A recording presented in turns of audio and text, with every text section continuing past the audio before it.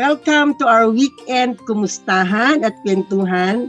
And our episode for today is dedicated to all homemakers as we celebrate the World Home Economics Day on March 21. Binibigyan pugay namin ang lahat ng mga nanay, kaibigan, kapwa-guro na nagtuturo ng home economics. Kasama na po dito ang lahat ng mga nag-aaruga at tumutulong sa pagtaguyod ng isang pamilyang may pagmamahal sa Diyos at sa isa't isa, kaagapay ng komunidad at nagpapaunlad ng kabuhayan. Sa pagkakataon po ito ay sama-sama po kami at ang buong Patesco Board and Officers kasama ng lahat ng kasapi nito sa pagdiwang ng World Home Economics Day. Ang ating pag-uusapan ay napakalaga sa ikasasaya at ikapapanatag ng bawat pamilya dahil ito ay tungkol sa iba't ibang savings strategy, lalong-lalo na at tinatamaan tayo ng pandemic at ngayon naman ay nahaharap sa pagtaas ng mga bilihin. Mami Fem, hello! Happy World Home Economics Day sa'yo! Yes, Mami Narlene! Magandang araw po sa lahat. Sa'yo, Mami Narlene, and to all our katahanans. Isang magandang pagbati po mula sa Patesco or Philippine Association for Technology in Home Economics of State Colleges and University. Ang aming pong pagbati na Happy World Home Economics Day sa darating po na March 21. No? So, Mami, natutuwa ako kasi ang ating tema para po sa ating World Home Economics Day ay napapanahon, which is building resilient homes and families. Kasi nga naman, Mami, talagang ang bawat tahanan ay talagang masasabi natin tinamaan ng iba't ibang pagsubok. Dahil nabanggit mo nga kanina, meron tayong pagsubok sa pandemya. At na ngayon naman, high cost of prices ng lahat ng commodities because of what's happening about the Ukraine and Russia war, diba? Kaya naman, talagang sobra akong na-inspire sa tema na ito para nga naman ma-address kung paano ba natin matutulungan ang bawat isa na maging resilient. Ibig sabihin ng resilient ay tayo ay pwedeng maging flexible sa ating pamilya, sa lahat ng pangangailangan ng ating pamilya. At isa nga naman sa pagiging flexible ay yung ating pagtitipid. Diba? Kaya naman ang ating episode is dedicated sa lahat po ng pamilyang Pilipino. What are the saving strategies during this pandemic? And of course, kahit hindi na pandemic, Mami, kailangan pa rin tayo maging wise sa ating pong spending at sa kung anumang aspeto ng ating buhay, pamilya. Ayan, and we are so blessed na meron po tayong 3 inimbitahan na guests from Patesco Incorporated. Unang-una po dyan ay si Teacher Rosalie Ocares o si Dr. Rosalie Ocares na kung saan siya po ay nagtuturo sa EBSU or Eastern Visayas State University. At syempre, kapiling din po natin ang isa ring guro na si Teacher Leander Gregorios. Yan, siya po ay faculty member mula sa Iloilo Science and Technology University. And of course, last but not the least, si Teacher Winnie Ricafrente. Siya po ay faculty member ng Our Lady of Perpetual Support College sa Marikina City. Yan, Mami, and they are all board of directors ng ating Patesco Incorporated. Okay, so pakinggan po natin sila. Ano nga ba ang kanilang mga saving tips or strategies na ginagawa sa kanilang tahanan during this time of pandemic? Good day, fellow home economists. Allow me to share how our family is able to reduce our expenses during this very challenging time. First, on electricity expenses. We usually occupy 4 air-conditioned rooms at night. Now, we just sleep in 2 rooms. Not only does this lower our electric consumption, but it also strengthens our relations as we have more time catching up with stories and being together in prayer at bedtime. Then, as what we have always practiced, we switch on the lights only when needed. Our working and study areas are situated in places where natural light is available. Our windows and doors are kept open to allow fresh air to flow. We do not use an electric water dispenser to have cold drinking water.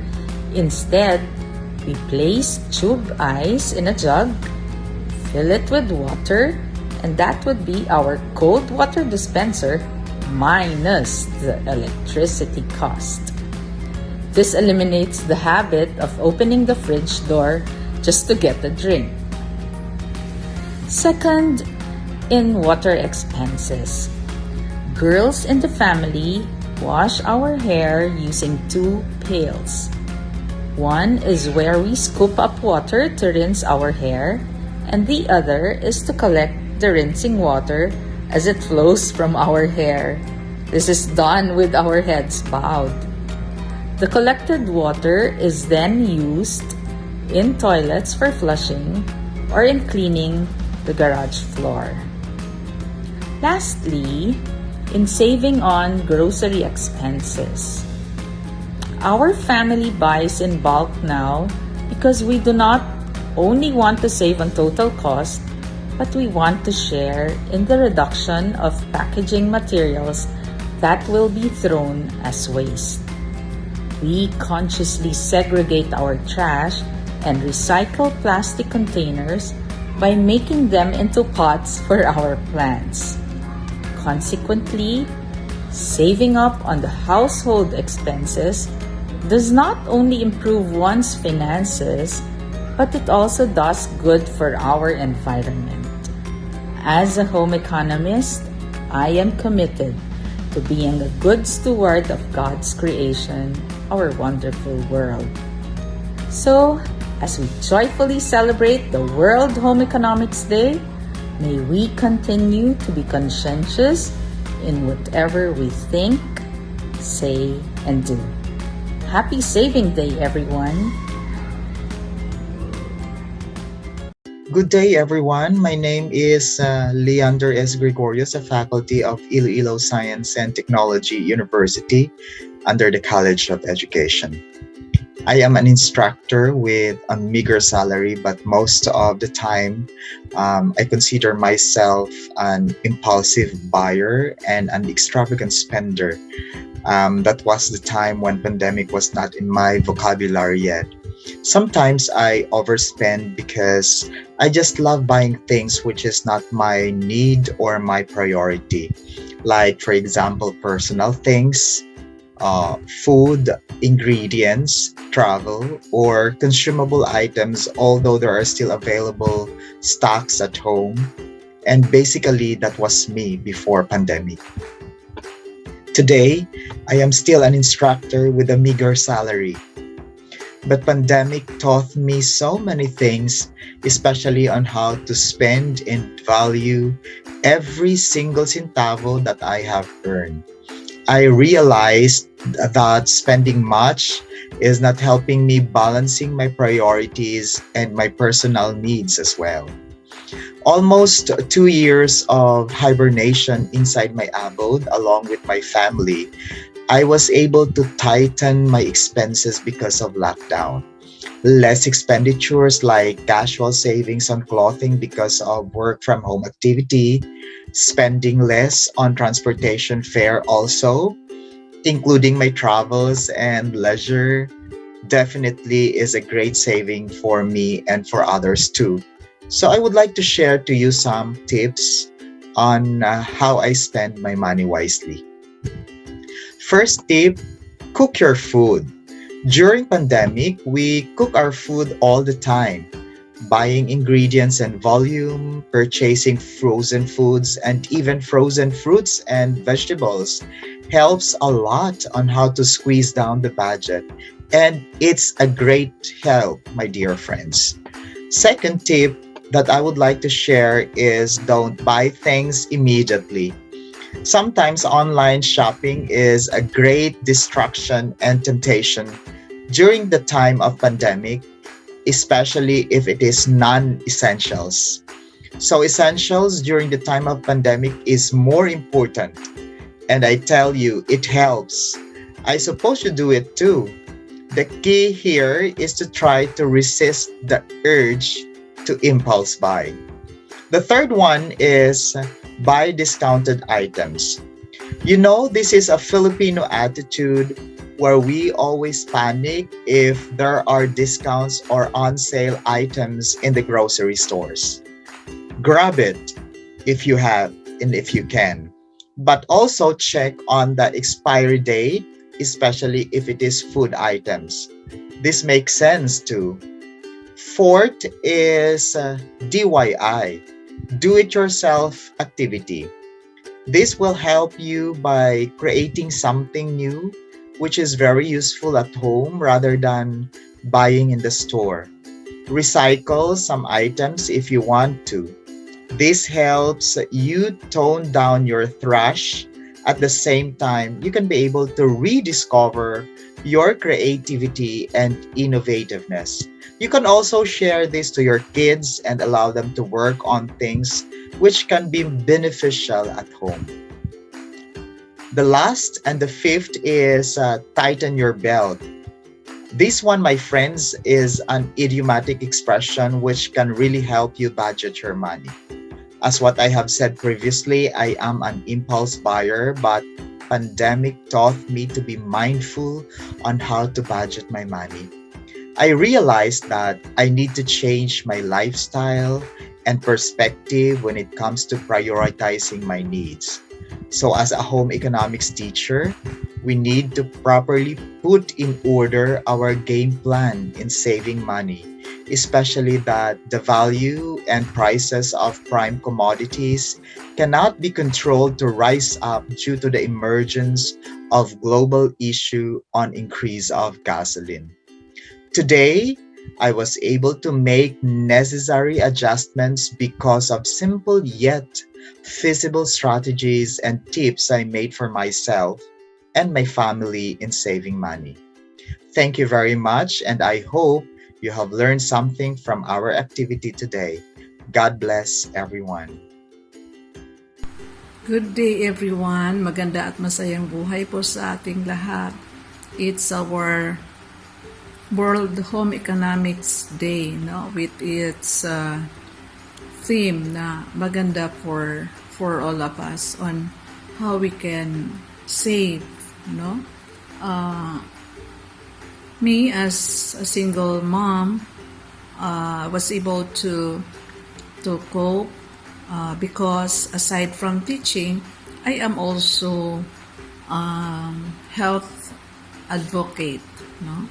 And in fact, on March 26, I'll be in MOA to receive the award of one-star diamond, and it is coupled with monetary rewards, no, which I received much earlier. Kasi when we just be dependent with our salary, well, it's not enough for the whole family. So we need really to have another source of income aside from our main salary, for as long as it will not hamper our job as a teacher, no. I've been an advocate of wellness and health, no, of helping people, no, cope with their illnesses or repair, no, their damaged cells. Maraming salamat, Teacher Sally, Teacher Leander, and Teacher Winnie sa inyong mga tips na i-share sa amin. At sana lahat po ng inyong nasabi ay masundan din po namin at magamit upang makatulong sa paglesen ng aming mga expenditure sa araw-araw. Ayan, Mami Fem. Uumpisahan na natin ano ang mga iba't ibang tips na pwede nating i-share naman sa kanila na idadagdag sa mga nasabi na ating mga special guest. Yes, Mami. At bago ka magsimula, Mami, talagang gusto ko munang i-comment ang kanilang mga shinare sa atin, no? Iba-iba yung mga points of view nila, Mami. Yes. Iba-iba ang kanilang mga na-share. Kaya naman, based on sa kanilang mga experiences. Kaya sobra akong na-appreciate ang kanilang sharing. O Mami Narlene, no? Ano nga ba ang ilan sa mga dapat nating tandaan during this pandemic para tayo ay makatipid sa gastusin? Yan. So nakikita natin na una-una ay ang sinasabing say goodbye to debt. Bye-bye utang. Our monthly debt payments are the biggest money suck when it comes to saving. Paano po tayo makikipaghiwalay sa utang? Subukan po natin gamitin ang sinasabi nilang debt snowball method or debt snowball method kung saan ay unahin nating bayaran ang pinakamaliit na utang hanggang sa pinakamalaking utang. Sabi nga nila, the primary advantage of the snowball method is the psychological boost. Para bang yung pag naisip mo unti-unti nawawala ang utang mo, na-inspire ka na malinis ang iyong budget at wala kang iisiping mautang. When you see that your debt are disappearing, it can increase your motivation to continue paying off debt. So bawal po ang tumakas sa utang. And even if you've only paid a small amount, the balance will make you confident in the progress in making your payments. This method is popularized by personal finance personality, si Dave Ramsey, hindi po yung artista ha, is about building momentum. The hope is that you repeatedly gain a sense of achievement by wiping out one debt after another. So, para naman maging kampante rin tayo, unti-unti nating bayaran ng utang. Remember, ang utang ay utang at ang inutangan ninyo ay nangangailangan din, so kailangan ninyo din silang bayaran pa unti-unti. Okay? O Mami Fem, ano pang next? Yes, Mami, I agree with you. Pero hanggat maaari ay ating pong itigil na. Huwag na natin, kung nagkautang ka na, stop na, no? Hanggang doon na lang. And then of course, huwag natin kalimutan yung responsibility natin. Number 2 is to cut down on your grocery budget. Ito na nabanggit to ni Sir Leander kanina sa kanyang message. Talagang nakakatulong kapag tayo po ay pag-iisipan nating mabuti kung ano yung ating mga bibilhin sa grocery. Kasi minsan pag wala tayong listahan, Mami, ayan, kung ano-ano na lang ang nailalagay natin sa ating grocery basket. Kaya naman, importante may listahan tayo at yun sa listahan natin, Mami, it should be based from our menu.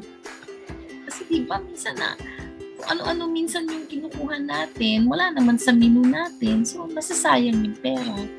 Diba?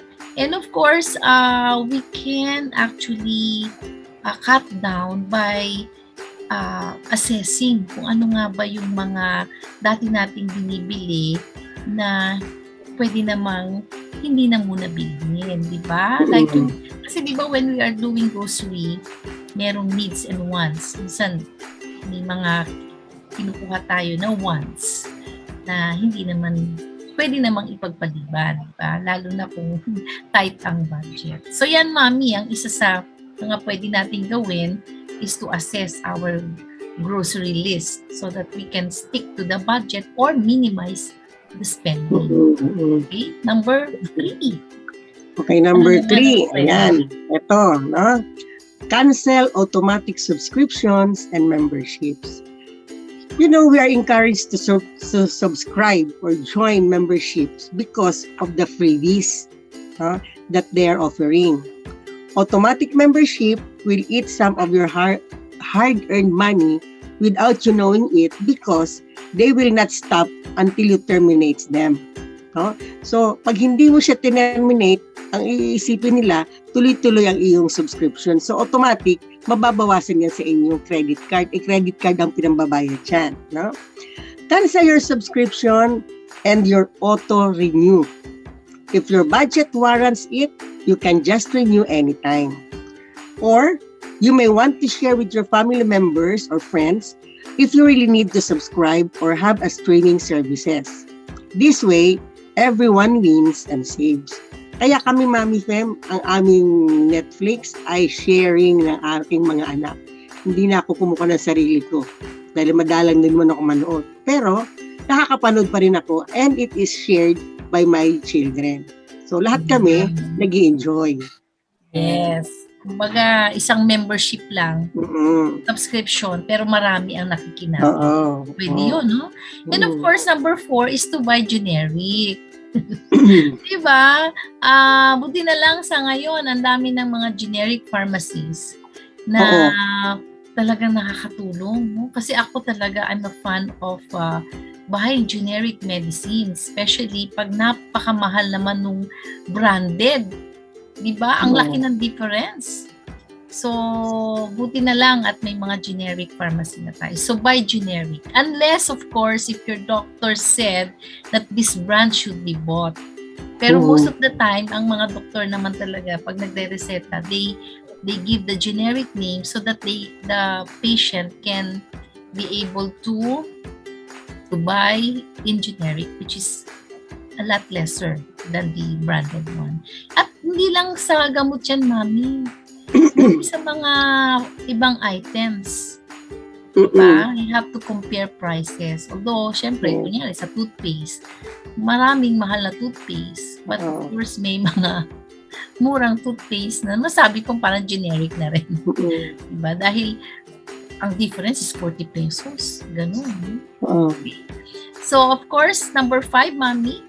Okay, number 5, ayan. Cut ties with cable. Cable can also eat up your money. If you have internet connection, you can watch lots of movies using the network apps and streaming services. So kahit wala ka ng cable. But remember, don't go subscription service hopping. No? Only sign up for the streaming services you actually use. If you sign up for everything out there, you could end up actually spending more than cable.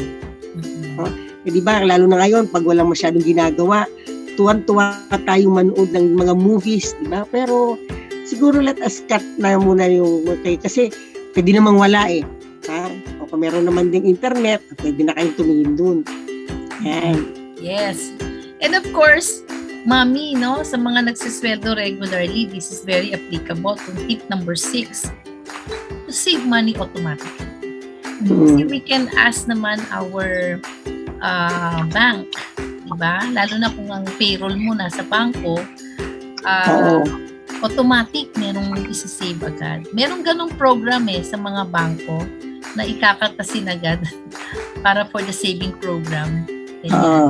And of course, kung hindi na ako ang inyong ang inyong sweldo ay syempre bini-withdraw mo, I think it's best na meron ka talagang lagayan ng savings mo.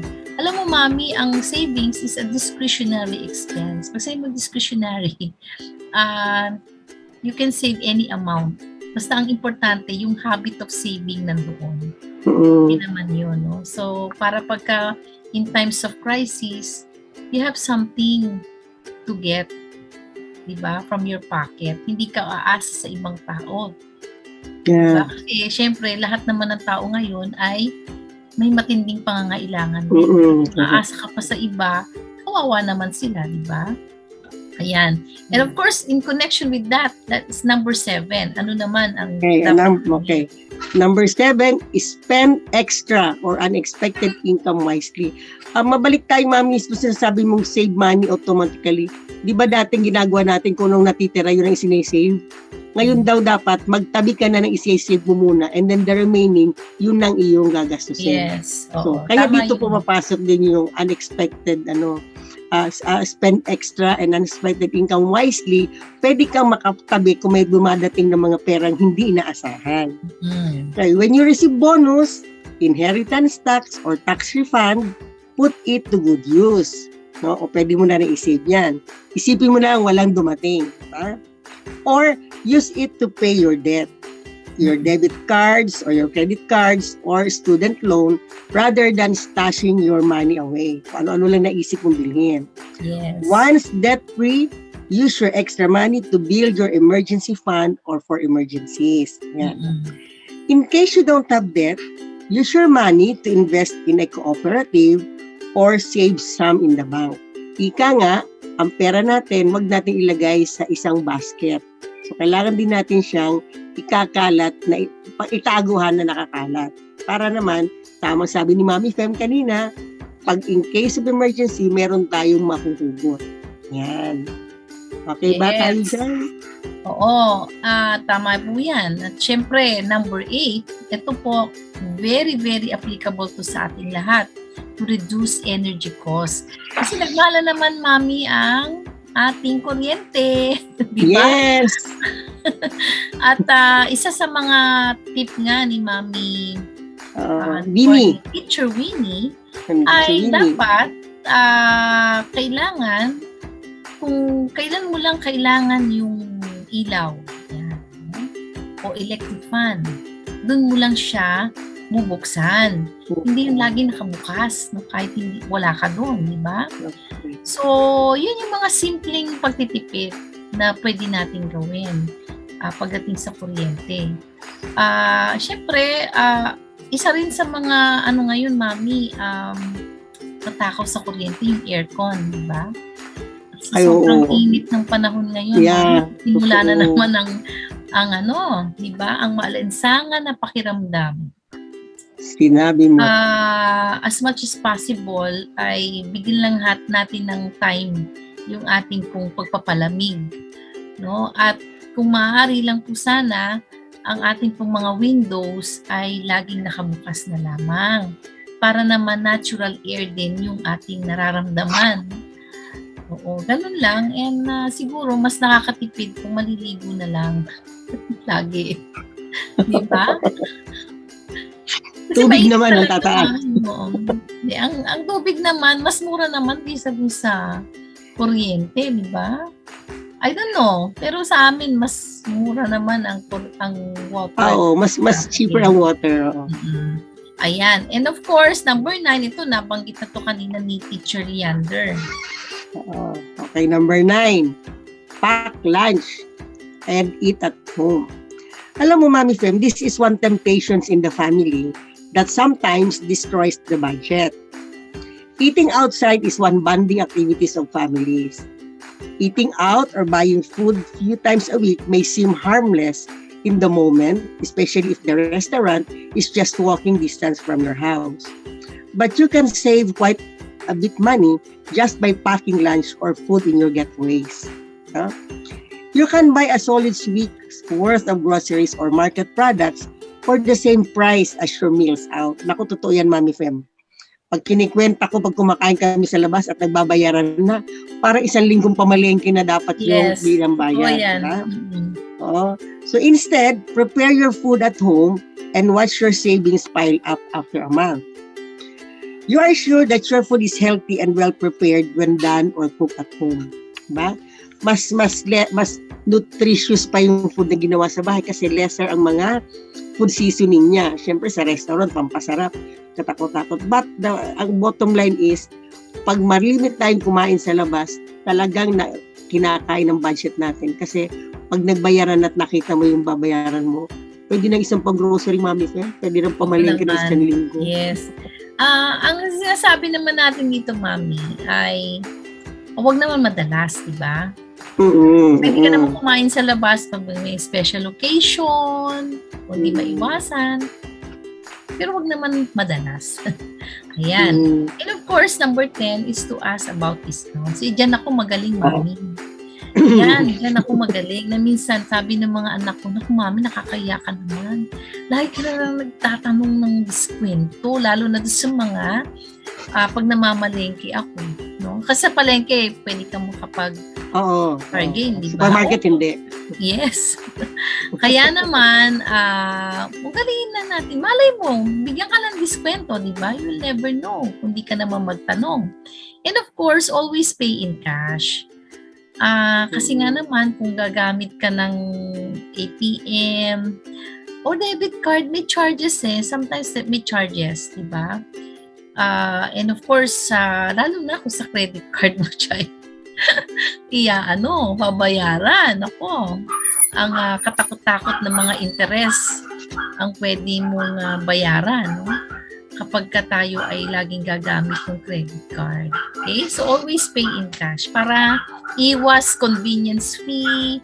Lower your cellphone bill. Yan. If your monthly cellphone bill competes with your monthly grocery budget, it's time to find ways to cut back. Save money on your cell service by getting rid of extras like costly data plans, phone insurance, and useless warranties. And don't be afraid to haggle with or completely switch your provider. It might require a little persistence and research, but the savings are worth it. O minsan kasi Mami Fem, tulad ko, talagang minsan, nadadagdagan ng aking expenditure sa cellphone kasi lagi ako may data. No? Kasi minsan itong ginagamit ko sa pantawag abroad, pag-research and everything. At saka kapag maalis ka, very helpful kasi itong aking cellphone na may doon sariling data. Yun nga lang, abangan mo ang bill mo at the end of the month. Kaya sa gabi, dapat ino-off ang ating mga data, ino-off din ang ating Wi-Fi. And next, of course, try a spending freeze. Anong ibig sabihin yan? No? Ibig sabihin lamang yan ay pigil-pigilan natin ang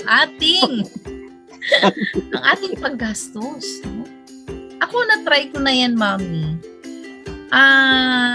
Talagang kahit na natitempt ako na bilhin ng isang bagay sa Lazada, talagang, di ba, yan yung isang tip kanina ni Teacher Leander, na hanggat maaari, magdalawang isip ka, pag-isipan mo mabuti kung bibilin ba yan. Kasi nga naman, ang temptation, distraction talaga yung mga offers ng online shopping. So, sa tingin ko, pag kinontrol natin yung ating spending, ay talagang makakatipid tayo.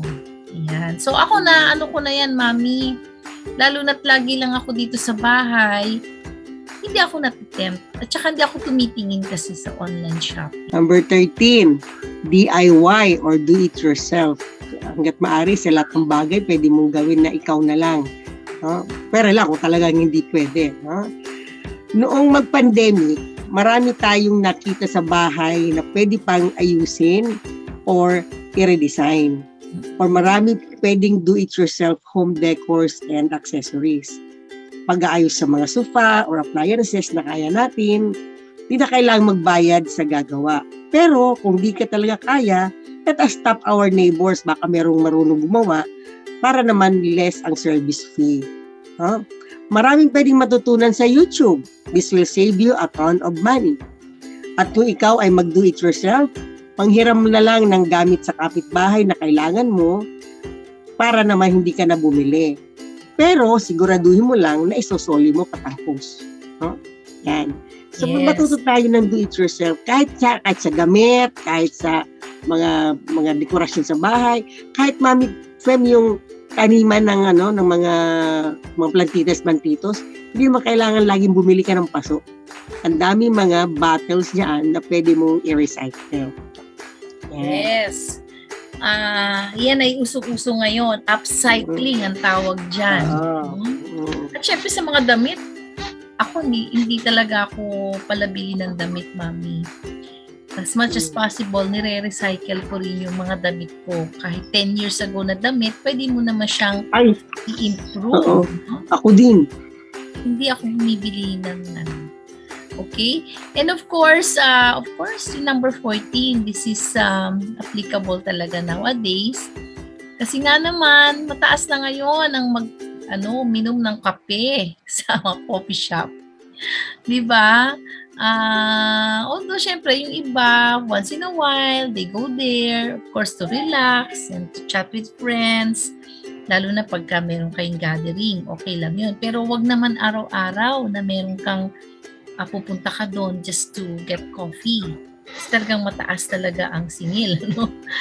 Kahit na simpleng tsokolate lamang eh. Ako nga, pag ako ng hot choco sa mga coffee shop, ganito pala ang presyo.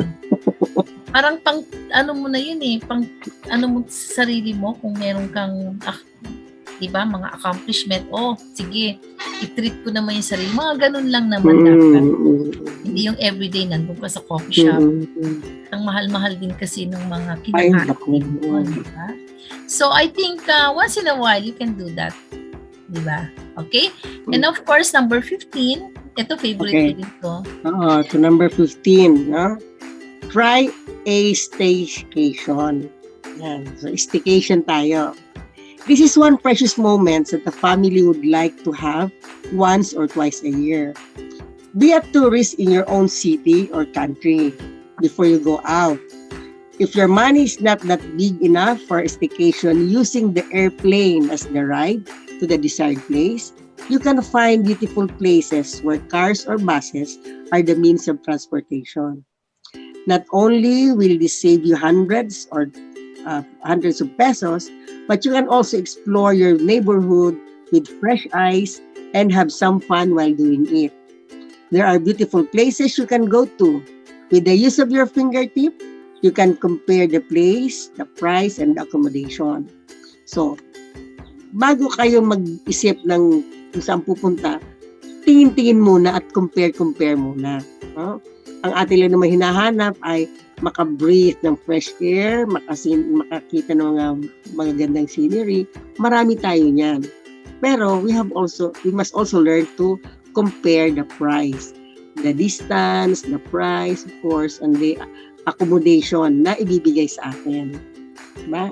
Para naman din natin masabing nagtitipid tayo masyado pero neglect natin ang ating mga sarili. Hindi naman. Yan. Yes, oo.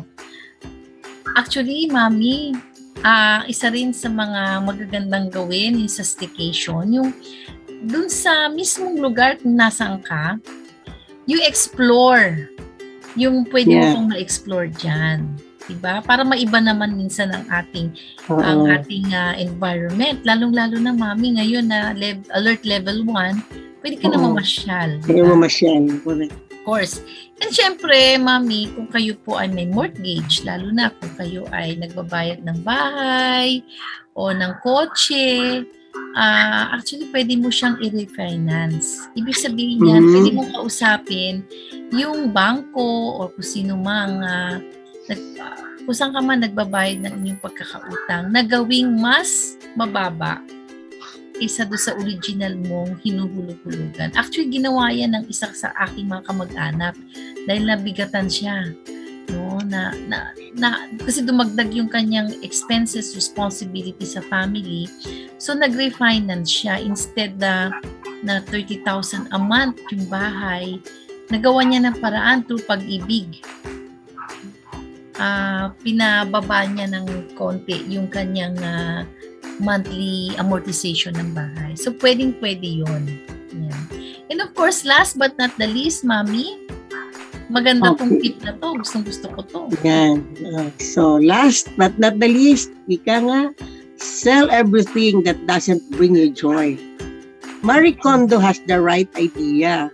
Declutter the things in your home that you don't need and are willing to let go for the sake of your financial future. That vintage chair your aunt gave you, that crystal vase you found at the antique shop, sell it.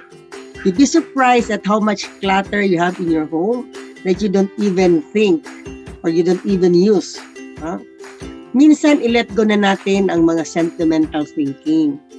Picturean na lang ninyo at ilagay sa scrapbook. Then sell that item. And the cash you can make on those things can be the difference between living paycheck to paycheck or not. Yan. So, marami talaga tayong mga gamit sa bahay na minsan hindi na rin naman natin kailangan. Pero, alam mo ng feeling, Mami Film, you cannot let go of those things because of the beautiful memories. Yes, oo. Picturean nyo na lang, tapos lagyan nyo na lang magandang caption o scrapbook ninyo para yan maano na ninyo. At least, hindi nyo makakalimutan yung bagay na yun. Oo. At syempre, pag magandang price, meron kang papasok na pera. Yan. Mm-mm. Yun naman ang maganda kay Marie Kondo eh. Kasi yung ano naman, yung pinaka-condition, yung mga things that doesn't bring you joy. Oo. Diba? Di ka na masaya. Mm-mm. Hindi na yung i-dispose mo. Pero for as long as you have that item that brings you joy, huwag mo i-dispose. Yun naman ang gusto ko sa Marie Kondo style of disposing. Minsan naman, mami, pwede mo na ipabigay. Parang ipamana mo na.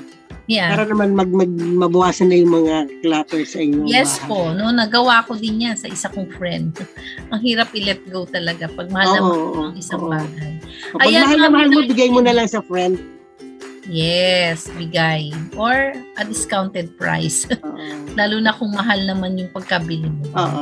Ayan, so Mami Narlene, I'm sure that most of our listeners right now ay meron ding mga tips. No, and itong ating mga shinare, these are some of the practical tips that you can apply. We are sharing, no? At ito pong mga bagay na to ay ilan sa mga bagay na to ay nagagawa na namin ni Mami Narlene, and we are sharing it with you. And if you have tips pa on how to save during these times of crisis, please comment sa ating comment section. So you can also share that at maraming makabasa. Ayan. At syempre, we would like to commend our guests for sharing their wonderful tips. No? Si Teacher Rosalie gave us tips on how we can augment our income. Kasi nga naman, Mami, minsan, kahit na anong tipid mo, kulang pa rin. Diba? So, tama yung sinabi ni Teacher Rosalie. Huwag po tayong matakot na mag-try, magkaroon ng mga sidelines. Siya nga na teacher, nagagawa niya. So, ano lang talaga, piliin nyo lang talaga yung sideline na swak sa lifestyle nyo at gusto ninyo. Yan. So what are your parting words, Mami, sa ating mga tahanan? Mga kaibigan, ito po mga kausapang pantahanan at lahat ng aming kapwa home economist ay mga gabay na pwede na ninyo magamit upang kayo ay di na ma-stress sa laging walang pera. Sabi nga po nila, buti pa ang pera may tao, pero ang tao walang pera. Kung ito pong mga gabay natin at ang mga tips ng ating mapanauhin na inyo po ding susubukan, ngayon ang tao ay may pera na. So, maraming salamat po sa walang sawang pagtangkilik sa amin ni Mami Fem. Please subscribe to our Usapang Pantahanan, like, share, and subscribe po. At kung di naman po kalabisan, i-like and share nyo rin po ang Lalins Project. Mga tips para sa gustong matutong manahe at ang kalamang ito ay makakadagdag sa inyong income at pag-iipon. So, meron na rin kayong pandagdag sa inyong mga gastusin. Maraming salamat po at pagpalain po tayong lahat ng Panginoon. Mami Fem, Happy World Teachers, Happy World Home Economics Day, at mabuhay tayong mga home economists. Kundi dahil sa atin, ang ating pamumuhay ay hindi magiging masaya. Tinayo ko rin bangko nating mga HE. Yes naman, oo. Kaya naman, tayo'y sama-samang mag-celebrate ng World Home Economics Day.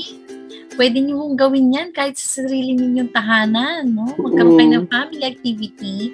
And pag-usapan ninyo, ano bang pwedeng gawin ng family para naman tayo po ay maging resilient or maka-adapt sa ating krisis na pinagdadaanan sa buhay. Simple pag-uusap lang sa family, anong pwede ninyong gawin para tayong lahat ay magsama-samang makatipid.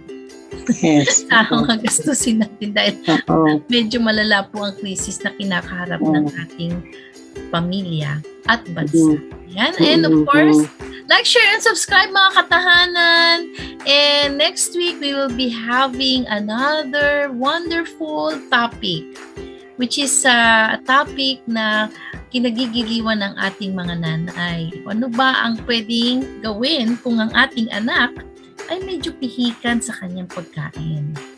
Okay. Maganda yan. Maganda yan. We are actually may bless, no, na isang doktor po ang isa pong ating magiging guest next week. Okay? So ito po si Mami Fem na pansamantalang nagpapaalam. Siyempre kasama si Mami Darlene. dito lamang sa Usapang Pantahanan. Bye! Bye! Have a nice weekend, everyone! Keep safe.